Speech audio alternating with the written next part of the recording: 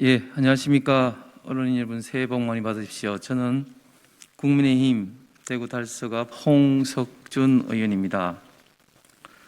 먼저 지난 1일 유명을 달리하신 대구 달서구 상인동 헬스장 관장님과 유가족께 깊은 조의를 표합니다. 그리고 지금도 사회적 거리 두기 차원에서 영업 제한으로 고통을 받고 계신 수많은 소상공인들에게 응원과 용기를 보냅니다.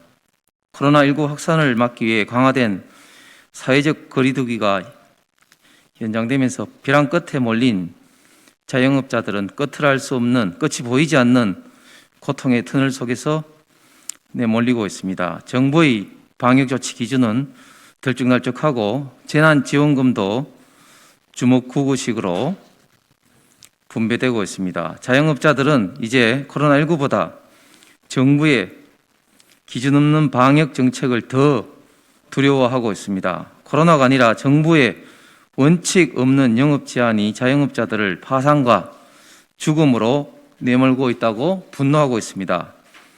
자영업자들은 정부의 주먹구구식 방역 조치가 실효성과 형평성 두 마리 토끼를 모두 놓치고 있다고 비판하고 있습니다.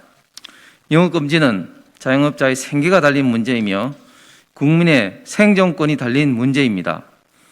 코로나19 확산 방지를 위한 방역조치는 반드시 필요한 것이지만 그 부담을 무조건 자영업자에게만 떠넘기는 것이 과연 옳은 일인지 우리는 되돌아봐야 합니다.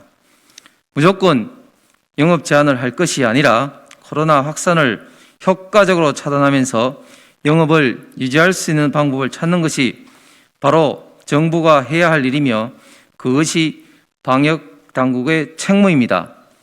정부는 이제부터라도 세심하게 현장을 살피고 정확한 현실 판단으로 잘못된 정책을 바로잡고 정교한 방역 지침을 만들어야 할 것입니다. 오늘 감염병 예방을 위한 집합 제한 조치로 인해 자영업자들이 입은 손실보상을 의무화하고 구체적인 방역 기준을 마련하는 감염병 예방법 개정안을 대표 발의했습니다. 공동 발의해 주신 모든 의원님들께 감사의 말씀을 드립니다.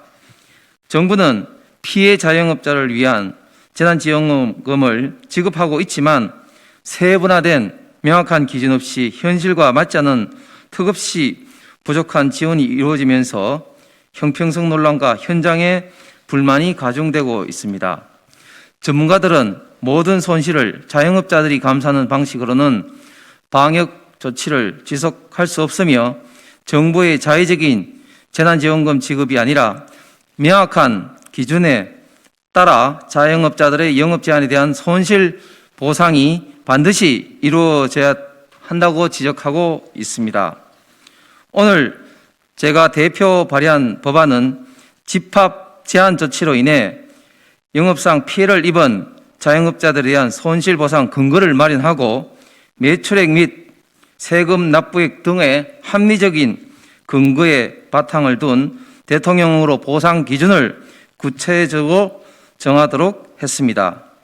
감염병의 예방을 위해 자영업자의 영업 자유와 재산권을 제한하는 경우 이로 인한 손실을 당연히 보상해야 된다는 것은 우리 헌법상 당연한 논리입니다.